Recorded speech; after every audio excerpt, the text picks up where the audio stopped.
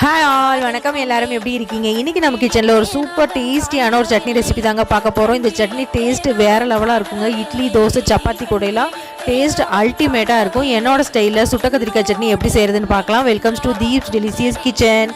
இந்த அளவு பார்த்தீங்கன்னா 4லேருந்து 5 பேர் சாப்பிட்ற அளவுக்கு நான் செஞ்சுருக்கேங்க. இதுக்கு பெரிய கத்திரிக்காயை, நாட்டு கத்திரிக்காய் பெரிய சைஸில் 2 கத்திரிக்காய் எடுத்திருக்கேன். நீங்கள் சின்ன கத்திரிக்காய் அப்படின்னா தேவையான அளவு எடுத்துக்கோங்க.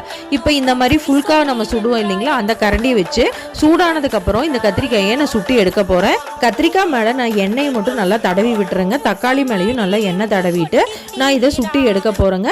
இந்த 2 கத்திரிக்காய்க்கு நான் 3 சின்ன தக்காளி எடுத்திருக்கேன். பெரிய தக்காளியாக இருந்ததுன்னா 1 தக்காளி போதும்.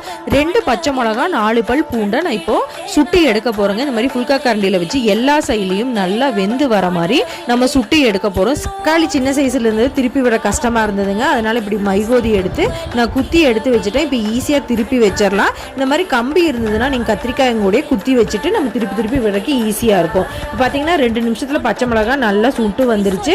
நமக்கு 3லேருந்து 4 நிமிஷத்தில் பூண்டும் நம்ம சுட்டு எடுத்து வச்சுட்டோம். பார்த்தீங்கன்னா தக்காளி 5லேருந்து 6 நிமிஷத்தில் சுட்டு எடுக்கலாங்க. இது நல்லா வெந்து வந்துடும். ஆனால் கத்திரிக்காய் சுட்டு எடுக்கும்போது மட்டும் ஒரு 8 to 10 மினிட்ஸ் ஆகும். எல்லா சைட்லையும் நமக்கு சுட்டு எடுக்கிறதுக்கு. இந்த மாதிரி ஸ்கின் நல்லா பிளாக் ஆகி வருங்க. அப்போ தான் உள்ளே வெந்திருக்கும்.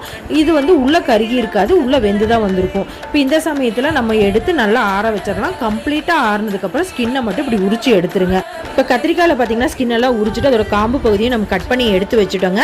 இந்த மாதிரி தக்காளியோட தோலையும் நம்ம உரிச்சு எடுத்துக்கலாம். பச்சை மிளகால மேலே கருகின பாட்டை மட்டும் நல்லா உரிச்சு எடுத்துடலாம். பூண்டையும் உரிச்சு எடுத்து வச்சிடலாம். இதில் கருகின பாட்டு பார்த்தீங்கன்னா மேலே பார்ட்டிஷன் ஒட்டி இருக்கும். இதை அப்படியே சாப்பிட்டா கசக்குங்க. அதனால தண்ணியில் போட்டு நல்லா வாஷ் பண்ணி எடுத்துட்டேன். வாஷ் பண்ணி எடுத்துட்டு கையினாலேயே நல்லா மசிச்சு விட்டுடுங்க. இல்லைன்னா சாப்பர்லையோ இல்லை மிக்சி ஜார்லையோ போட்டு பல்ஸ் மோடில் போட்டு நம்ம அடித்து எடுத்து வச்சிடலாம். இது இருக்கட்டுங்க. இப்போ ஒரு கடாயோ இல்லை மண் சட்டியோ வச்சு சூடானதுக்கப்புறம் 1 டீஸ்பூன் அளவு கடலெண்ணெய் விட்டுக்கலாம். 1/2 டீஸ்பூன் அளவு நம்ம கடுகு சேர்த்திட்டு பொரிஞ்சதுக்கப்புறம் 2 வெந்தயம், 2 வரமிளகா, 1/4 டீஸ்பூன் அளவு பெருங்காயத்தூள், 2 கொத்து கருவேப்பிலை சேர்த்தி பொரிஞ்சதுக்கப்புறம் 10லேருந்து 15 சின்ன வெங்காயத்தை சின்னதாக கட் பண்ணி சேர்த்து அதையும் நல்லா வதக்கி விடுங்க. இதுக்கு தேவையான உப்பு, 1/4 டீஸ்பூன் மஞ்சத்தூள் சேர்த்திக்கலாம். நல்லா வதங்கி வந்ததுக்கப்புறம் நம்ம சாப்பரில் போட்டு அடித்த கத்திரிக்காயும் சேர்த்து நல்லா வதக்கி விடுங்க. இது கூட 1/2 டீஸ்பூன் அளவு மிளகாத்தூள், 1/2 டீஸ்பூன் அளவு காஷ்மீர் மிளகாய் தூள் போட்டு நல்லா எண்ணெயிலேயே நல்லா வதக்கி விடுங்க. இது நல்லா வதங்கி வந்ததுக்கப்புறம் ஒரு சின்ன துண்டு புளியை ஊற வச்சுட்டு அதோட தண்ணியை இது கூட ஆட் பண்ணிடலாங்க. இதுக்கு தேவையான அளவு தண்ணியும் சேர்த்திட்டு 1 டீஸ்பூன் அளவு வெள்ளத்தையும் சேர்த்து நல்லா கலந்து விட்டுட்டு பச்சை வாசம் போகிற வரைக்கும் கொதிக்க விடலாம். இது நல்லா பச்சை வாசம் போனதுக்கப்புறம் 2 கொத்து கொத்தமல்லி இலைகளையும் தூவிட்டு நல்லா கலந்து விட்டு ஒரு கொதி விட்டு நம்ம இப்போ அடுப்பு ஆஃப் பண்ணிடலாங்க. சூப்பரான சுட்ட கத்திரிக்காய் சட்னி இப்போ ரெடி ஆயிடுச்சுங்க.